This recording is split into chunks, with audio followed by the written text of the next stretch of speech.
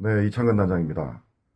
오늘은 제가 어제 모 인사분을 만났는데, 어, 청와대 쪽에서 또 국정원 쪽에서 보고를 한 내용이, 탐지과가 보고한 내용이,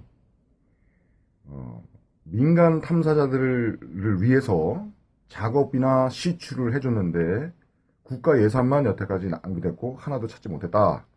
이런 식으로 얘기하는데, 역시 제가 말씀드린 대로 입만 열면 거짓말입니다. 군은 탄현이나 후평이나 연천이나 어느 작업을 한 적이 없습니다.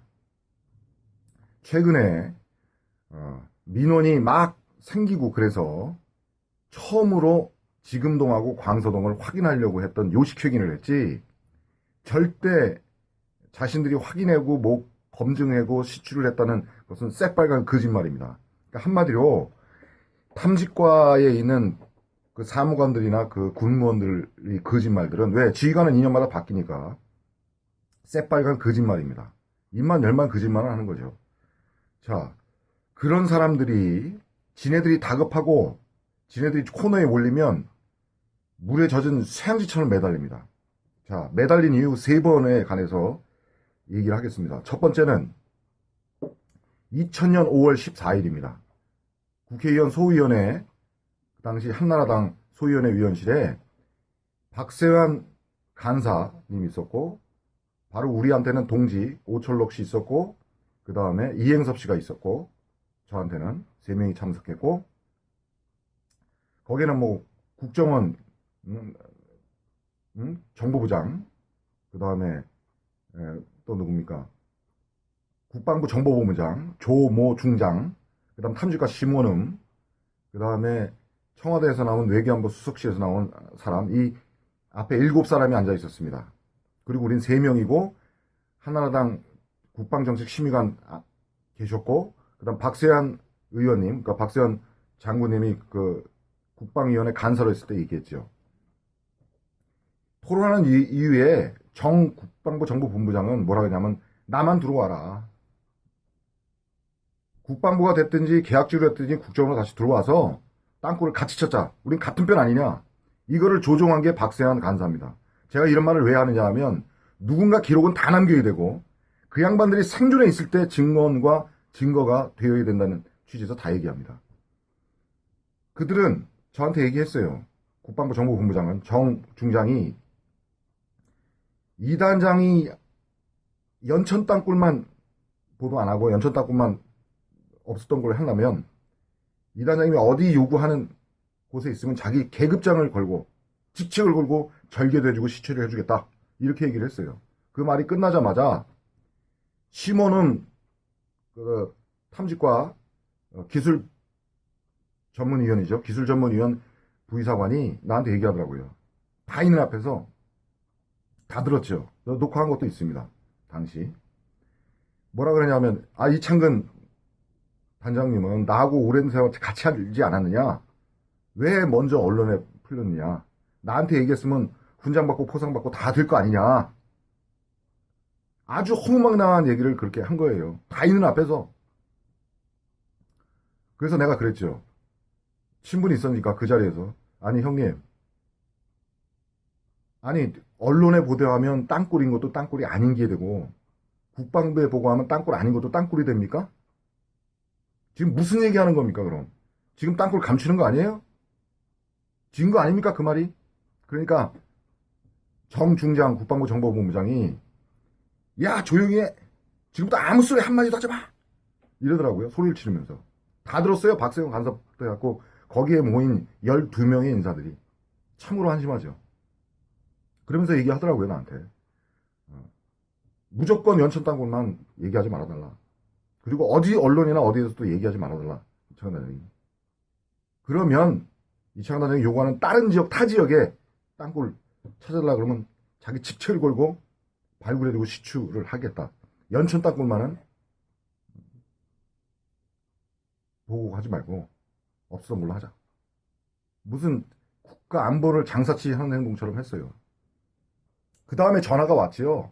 무슨 전화가 왔느냐면, 박찬선 총장이 바브라는 장비가 국내에 3대밖에 없는데 그 바브라는 장비가 와서 시추를 600mm를 뚫어주겠다.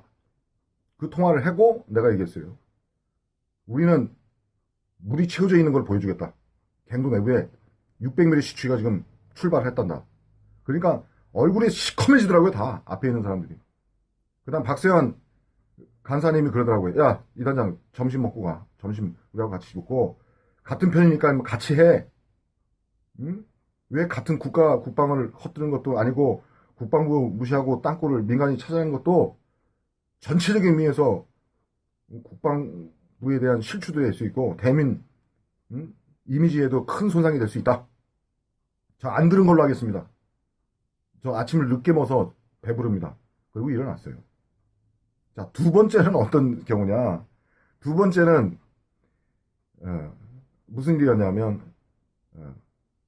김영대 대령 때였습니다. 김영대 탐직과장이었을 때 그때는 후평리하고 연천 노곡리 노곡교회 그 다음에 개화산이죠. 그러니까 개항 바로 위에 이 땅굴 때문에 난리 부르스를 쳤죠. 자, 이런 이유가 있습니다. 1997년 9월 28일인가요? 9.18 수복이라고 그래서 기억을 하는데 제가 알고 있기로는 군화리에 해병대 지역 군화리에 노트가 떨어졌습니다. 그거는 이미 우리가 땅굴이 맞고 제가 A봉에 있을 때 그쪽 라인이 있다라고 주장했던 바에 우물 십추업자였던 하성에 있는 그 김천한 씨 후배가 거기를 우물을 파다가 노트가 떨어지고 물이 빨려 들어갔습니다. 그래서 소방서에서 나한테 연락 오고 소방서에서 5만 리터에 대한 물을 벗었어요. 땅굴 찾은 거죠. 근데 어떻게 했느냐? 분석실에서는 땅속에 계곡이 있어서 물이 다 나간 거랍니다. 예병주 대령은 탐직과장으로서 그렇게 찾았는데도 멍청하게 땅굴을 밝히지 못한 거예요. 절개도 못한 거예요. 왜? 반대했거든요. 참모진들이. 아니라고 땅굴. 그 심도에는 땅굴 없다고. 몇 미터에서? 18m에서 떨어졌어요. 노트가. 그러니까 계곡이라고 본 거죠. 변성함지대에 5만 리터 물이 들어갈 수 있는 그 구멍이 있을까요? 지금 해병대에서는 그 지역을 노트 낙하지역이라고 군화리에 표시를 해놓고 있어요. 우린 거기 일부러 그쪽에서 탐사를 해줬고 여길 시추하라고. 그런 일이 있고 또 하나는 난리가 났죠. 월간조선하고 SBS 뉴스 추적하고 계속 1992년도 1년도에 막 보도를 하니까 2년도죠. 92년도에 보도를 하니까 좋다. 그럼 여러분이 갖고 있는 청음기하고 군 청음기하고 하이드로폰하고 비교를 해보자 그래서 이 땅굴에 가서 청음을 했어요. 조갑제부장도 배석을 했고 저희도 갖고. 근데 김천환 씨가 우리가 의뢰해서 만든 청음기에는 청음이 됐고 군 청음이 하이드로폰에는 청음이 안 됐습니다. 그리고 조갑제부장이 그랬죠. 나 이거 대서 특필한다. 보도하겠다. 그러니까 난리가 난 거예요. 예병주 탐직과장이 제발 좀 김영대 탐직과장이죠. 김영대 탐직과장이 제발 이거 좀 없었던 걸로 하라. 일주일만 나한테 시간을 하고 보도를 해달라.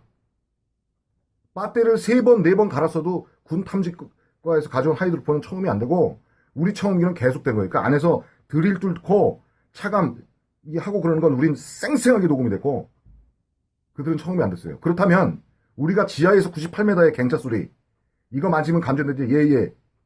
난리 타라오. 이게 뭐예요? 뭐했음둥 이런 청음 소리가 다 진실한 얘기입니다.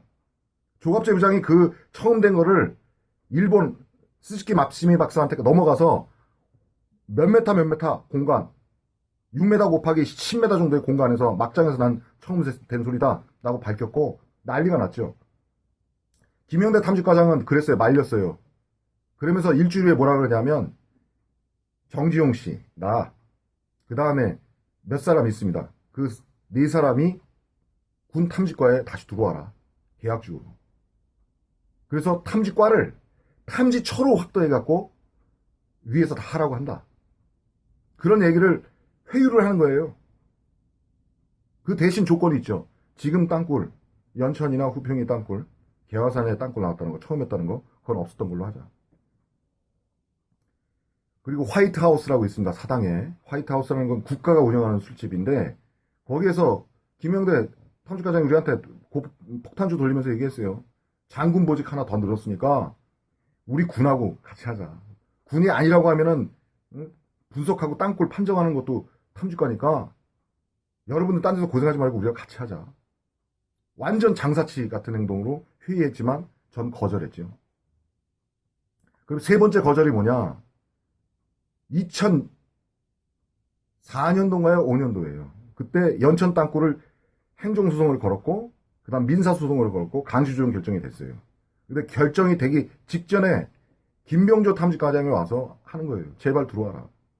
만나자. 난 거절했고. 이단장 이창래 씨만 들어와서 우리가 계약주로 와서 하면 이 땅굴도 같이 찾고 우리 군이 전체적인 이미지도 손상이 안 되지 않느냐. 저 만나고 약속하고 거절을 했다가 그랬어요. 박세한 간사님도 천연택 국정원장님도 그렇고 조 국방부 장관도 그렇고 여야 국방국회의원 의원들도 다 합치된 거니까 의견이 또그렇게 있었으니까 너만 들어가서 국방부하고 같이 일을 해라. 어떤 방법이 좋다. 국정원에 다시 들어가든 국방부에 다시 들어가서 팀을 짜가지고 해라. 외부에서 자꾸만 같은 편인데 군이 은폐한다느니 뭐 한다느니 얘기하지 말고.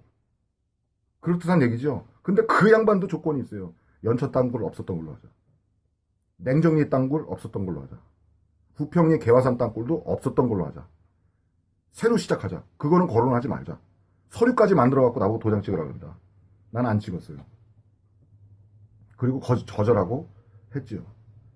3번입니다. 김영대 탐지과장, 그 다음에 예병규 탐지과장, 김병주 탐지과장. 이 세 사람이 근무했을 때에 다 회유를 하고 했어도 안 했어요. 왜? 그간 나와 내 동지들이 고생해서 밝혀낸 땅굴들이 여러 개 있는데 나만 거기 들어가갖고 월급적인 생활을 하고 거기에 들어가서 한다는 것이 계약직으로 들어가서 얼마든지 쓸데없으면 자를 수 있는 상명하복 관계를 또 만들려고요. 그래서 안 했던 겁니다. 자, 그 짓이고 예산만 계속 국가 예산이 떨어지고 그렇다고 거짓말을 위에다 계속해요. 제가 알고 있기로는 광사동하고 지금동에 처음으로 군장비가 투입돼갖고 하는 신용만 했고 거기서도 나왔어요. 이상징후가. 근데 팸스 라막스를 분독할 수 있는 능력이 안 돼요. 자기네들이. 오히려 제가 얘기했죠. 업그레이드 됐다 그러면은 그 만든 회사에 가서 이렇게 데이터가 나왔으니 똑같은 컨디션 상황을 세팅을 해서 비교 분석을 해서 만든 회사에 검증을 받아갖고 와라. 그래야 믿을 거 아니냐. 실례로 지금동에서 국내 기자들은 제 말을 믿고 보도를 안 했어요. 군이 이상하다. 참으로 할 말씀이 많은데 제가 왜 또 지금 화가 나서 얘기하느냐면 얘기한답니다.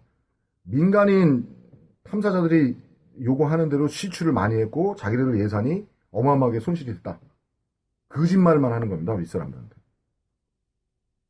그런 적은 없고 지금동에 시추 들어가고 팸스 들어온 것 처음 맺고 탄현이나 연천이나 후평리나 냉정리나 노곡교회나 군이 한 번도 검증하고 우리 요구대로 작업한 적이 없습니다. 고로 지네들이 예산 편성했다는 말도 굴합니다. 이거를 유튜브 동영상 보시는 분들이 꼭 확인해 주셨으면 합니다. 그리고 아니고 땅굴 아니고 그렇다고 손치고 치산자라도 보고를 하고 그런데 왜 그런 사람을 계속 3번이나 회유하고 들어오라고 하겠습니까? 국가는 국민을 위해서 국민의 세금에 의해서 움직여야 되고 모든 권력은 국민에게서 나온다고 했습니다. 그러면 그 국민에 의해서 만들어진 권력기관이 국민에 의해서 공익을 위해서 당연히 해야 할 당위적 의무가 있다고 난 봅니다. 지금 국방부 탐지관은 부작위 위법 중이고 미필적 고기에 의한 이적 행위를 하고 있는 겁니다. 땅굴을 찾지 않으면서 적에게 이롭게 한 행위, 이적 행위죠. 이상입니다.